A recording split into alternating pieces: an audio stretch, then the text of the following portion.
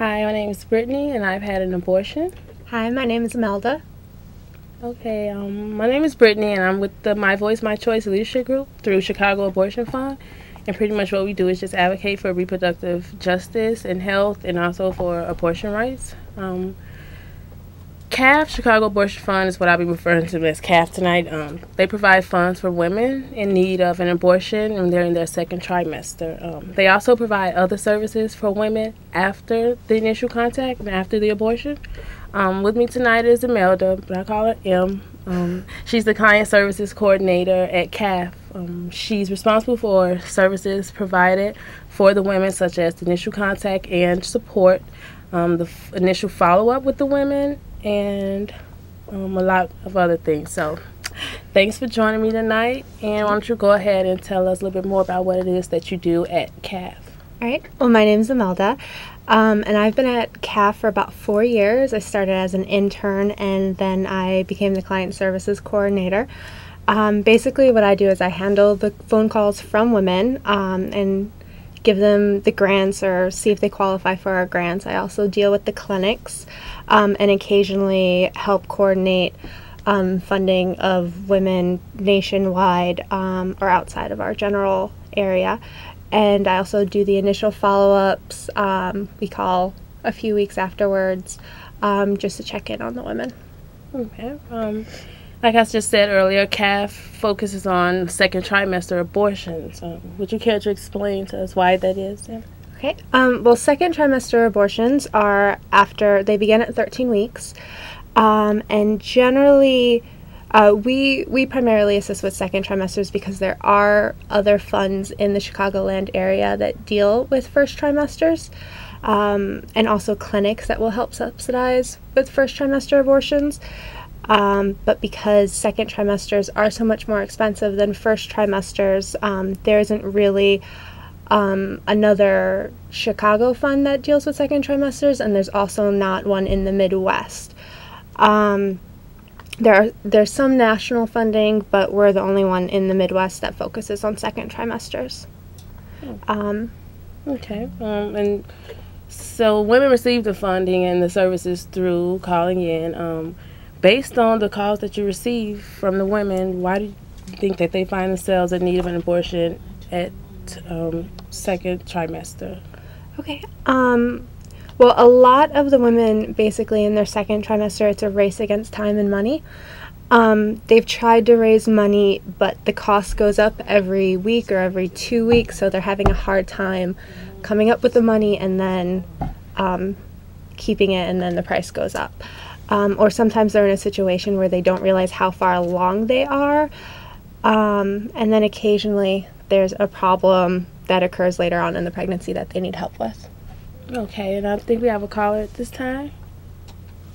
Go ahead, caller. Hello. Hello. I was calling to ask a question about what's the most weeks. I'm sorry. What's the most week?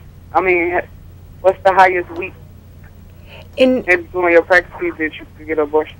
In Illinois, legally it's 23 and a half weeks, but there's also a second guideline which depends on how